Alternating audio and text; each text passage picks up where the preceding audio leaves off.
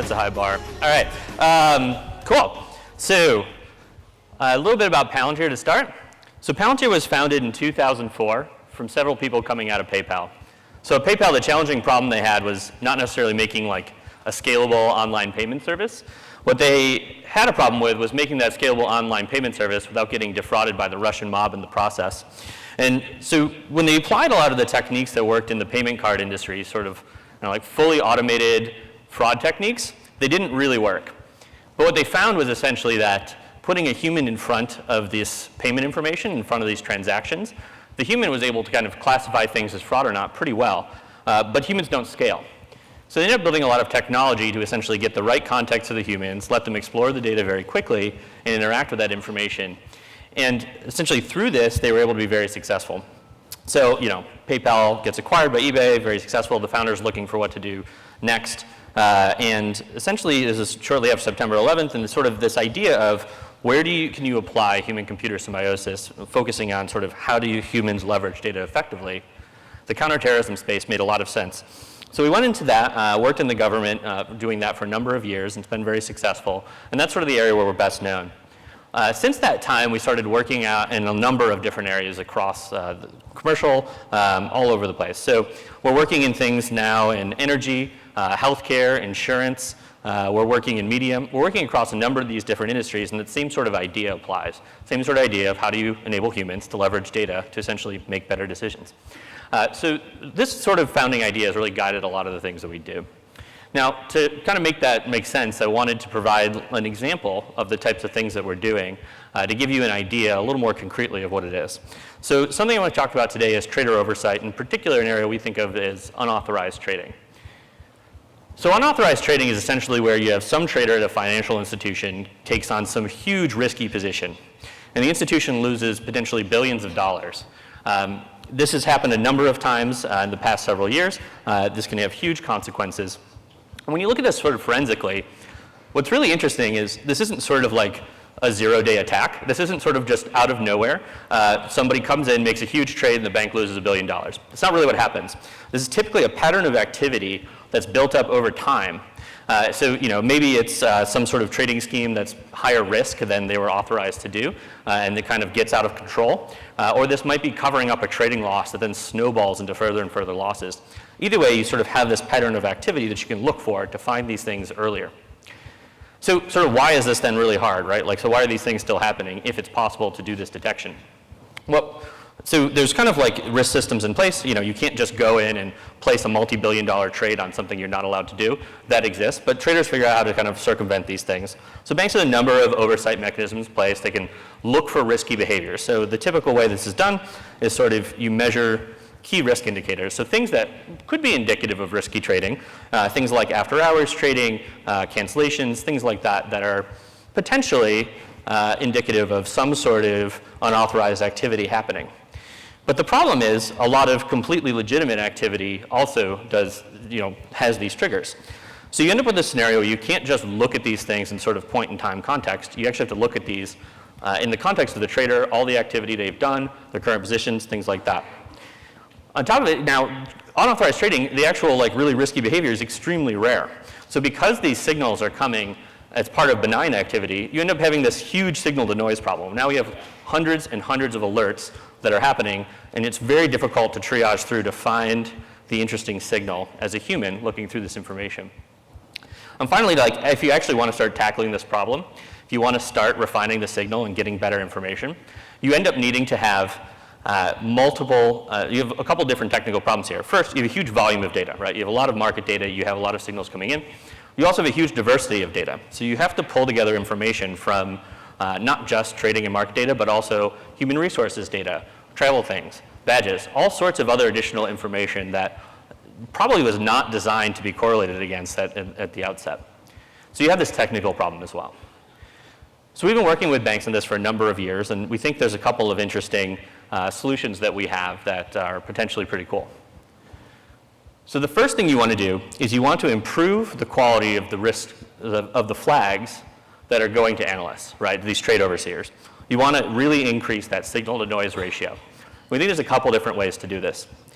The first is we want to essentially find outlier behavior, things that are significantly deviant from what has been kind of the trend. So we can look at this at sort of an individual level. We can kind of say, for this trader over time, we have all these different signals about them. Can we start to look for flags that are now they have suddenly changed their behavior, trading different instruments, they're significantly trading more after hours, things like that, that would indicate some sort of thing has deviated from their past behavior. The other thing we can do is look at them across their peers. So are they operating significantly different than the rest of their cohort all of a sudden? Now what's a little tricky with this is it turns out that there's a huge variance in what traders trade, and so you have to kind of cluster this down to like traders. And on top of that, what's in the corporate directory is often not really reflective of what actually is happening in reality. So you end up needing to do kind of clustering techniques to start to identify these interesting cohorts, find their outlier behaviors within that cohort, and do it based on the data you have present. So with these things, we can start to now say, all right, we can identify from this sort of noisy signal higher kind of confidence outputs of where there's likely outlier behavior, where something is actually suspicious. The other thing we can do is more of on a data integration problem, is we can start to encode more like complex scenarios. So something relatively simple may be a trader trading during sort of forced block leave where they're not allowed to be trading. That requires cross-correlating information across a number of systems to be able to identify that that's true. And that's a thing that's like inherently a data integration problem that's quite challenging. Cool. The other thing that we need to do is improve the way that the humans are interacting with this data. So at the end of the day, somebody's going to be looking at this signal. Somebody's going to be looking at these alerts, and they have to determine whether or not this is something that is actually worth investigating and intervening on, or whether this is just benign activity, right? This is just sort of within the scope of what people do. So this is very much kind of an interaction design data integration problem. This is very much around how do these people make decisions? What do they actually look for? How do we put information in their context to be able to make this determination very, very quickly? So we worked with a number of traders to understand, like the trader overseers to understand what they do, how do they make these decisions, try to get them that information in a very clean, coherent way so they can very rapidly triage these things and make the right determinations. Sweet, so that's sort of trade oversight. That's one of the things we do. The pattern of Palantir problems, this isn't particularly alarming kind of a pattern here, but we always sort of have this approach of we're always doing data integration. The analytics is very exciting and very cool stuff. People get very excited about it. And at the end of the day, we tend to think of it as somebody, some human, is going to make some decision somewhere, right? We're trying to change behavior for the better. We're trying to influence the way they think about these things. So understanding that very clearly and making sure we kind of precisely can model that and think about what they need, that is sort of guides how we think about these problems. And on the other end of it, we have very kind of bizarre data integration problems we're faced with. So the institutions we work with are typically built up through acquisition. They're grown organically. They have hundreds and hundreds of information systems. They have mainframes. They have scanned TIFFs of their documents. They have, streaming weblogs too. They have everything you can possibly imagine. And we need to be able to work with all of that different type of information to be able to intelligently interpret it, integrate it across all the different sources, and then start to do analysis and interpretation on this. So I want to talk a little bit about some of the technologies we've built as Palantir to enable this to go. So Foundry is our baseline data integration and analytics platform. So we kind of looked at when we were doing a lot of these data integration problems, a lot of these analysis problems, we found that the same sort of tools that you have as a software developer, they don't really exist in kind of the data science, data engineering space. So we kind of come to expect things like build tools, IDEs, debuggers, collaborative versioning, right? Like all these different things that you've built up over time to be able to very efficiently develop code and work as a team on a large code base, the same thing doesn't really exist in a high quality way in the sort of data engineering space. So we wanted to build out a lot of tools to make that better. So for us, this very much meant dealing with that sort of very heterogeneous data integration problem as efficiently as possible and as flexibly as possible. And the other piece here is we needed to kind of enable people to work as a team. So the way we typically engage on these things, we have a team of people collaborating on solving these problems, all doing different modeling, test out different hypotheses, exploring different routes. So we needed to be able to kind of work across hundreds and hundreds of these different models and interpretations and enable that team to collaborate without trampling on each other, which turned out to be a really challenging problem. And we really wanted to leverage the open source community, in particular Spark, because we've been incredibly impressed with sort of the quality of the compute infrastructure and the analytics that are available there. So I'm going to highlight a couple different aspects of how Foundry works, and I'm particularly going to focus kind of at the base layers of how we do data management and how we manage some of the transformations of the data. So the first piece is how do we land data? We try to keep this very, very simple. The basic idea is we try to extract data from the sources and put it into something like HDFS or S3 as simply as possible. No interpretation, just get it in there in basically standard open formats if possible. So flat files, Avro, Parquet, whatever it is, try to keep it just very simply landed into HDFS or S3. From there, we try to keep track of versions of data. So we essentially enable an upstream source to capture the differentials. So this is really straightforward with something like streaming, like a weblog, where everything's append, right? Like that's really straightforward. You understand how that works. It makes sense. This gets more complicated when you start having mainframes in the mix, where you start having extracts that run nightly, and then maybe you get hourly updates as well. Being able to work with all those different types of differentials is very important. So we can basically capture whether or not each of these differentials coming in is a snapshot, an update, or an append to the previous data. And we kind of keep track of this versioning on a per data source basis. Pretty straightforward. The other thing we do is we enable people to very simply declare transformations on their data, operations on their data. So this can be something like a view to cleanse or normalize the data. So say you get some weblog, you want to structure this into something that's actually, schematized. You can do that. This can be complex machine learning models. This could be exports to like a Postgres database or something.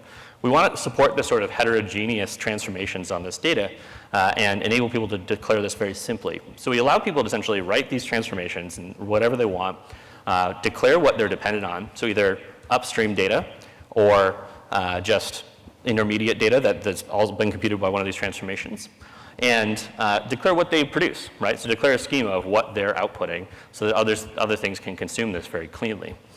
So the vast majority of these things for us are built on Spark. So that's the primary thing we're using to drive all the transformations in our system.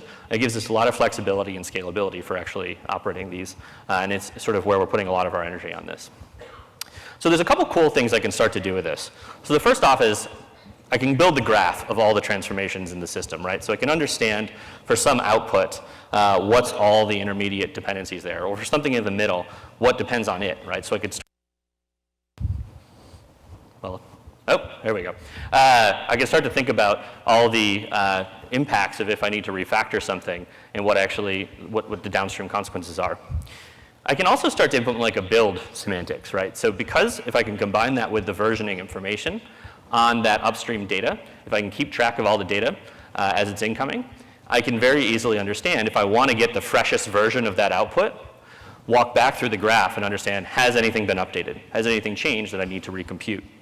And because I'm capturing all the detailed information on what's been updated, what's been append, what's been a full snapshot, I can also efficiently propagate those differentials through the transformation. So it's a very similar concept to like Spark streaming, where you're essentially discretizing that input stream, and you have operations that can run sort of on the differentials and update the state going through. We enable you to work in both frames very easily, where you can rerun this from any point in time, or a full history, or just run it on the new data that's come in. And we allow this sort of analyst, when they're working on this, to not have to worry about which of those is true. They can work in that incremental mode very seamlessly. Cool, and so we try to create user interfaces to make this as simple and straightforward as possible for our users to work with. So they can very quickly explore this transformations, all the complexity involved with it, be able to manage what's working, what's not, run validations, all sorts of extra functionality here that's really, really powerful that we found works well and really enables this to scale out to a large number of users.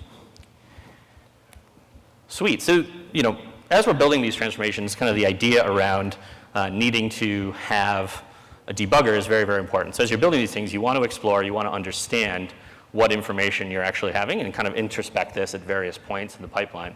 And again, because everything is based on sort of this open, kind of standard HDFS layer, everything's using open formats, and we have that schema, we can essentially introspect any of these things, essentially a schema RDD, very, very simply. And we've built some tools to enable exploration on that. So I'm going to show you a quick video of a tool we call Meridian we've been building over the last couple months. So this is going to be a video of taxicab data, seems to be popular today, and it's going to show you kind of drilling down to identify what time is the worst to go to JFK from Manhattan and as a taxicab. So Meridian allows you to very quickly aggregate this information, explore it, drill down into subsets of this, filter it down, and look at this information across heat maps, histograms, time series, heat grids, whatever you want to be able to analyze this information. And we found this is a really powerful tool for being able to test out different hypotheses and iteratively kind of refine and explore this data. We've also found this works pretty well with kind of more like business user analysts as well. We've had some real success with them being able to operate with this. Essentially, if you can understand SQL, you can work in this world. So we've found that with Spark, we've been able to get really fantastic performance.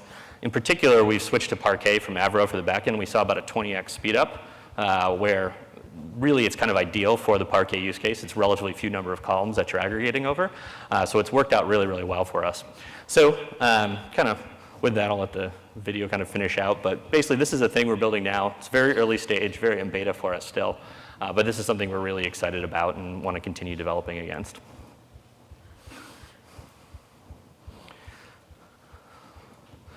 Great. So with that, I just want to say, like, very excited about all the work that's been happening in Spark. We've been incredibly impressed with the amount of stability, performance, the flexibility that's been coming out with Spark. The velocity of that is incredibly impressive. And we're really looking forward to continuing to utilize that. And as Palantir, we're going to continue pushing forward on this idea of sort of human-computer symbiosis. How do we enable these analysts to be as effective as possible in working with their data? All right, thank you very much for taking the time, and enjoy the rest of the day. Great.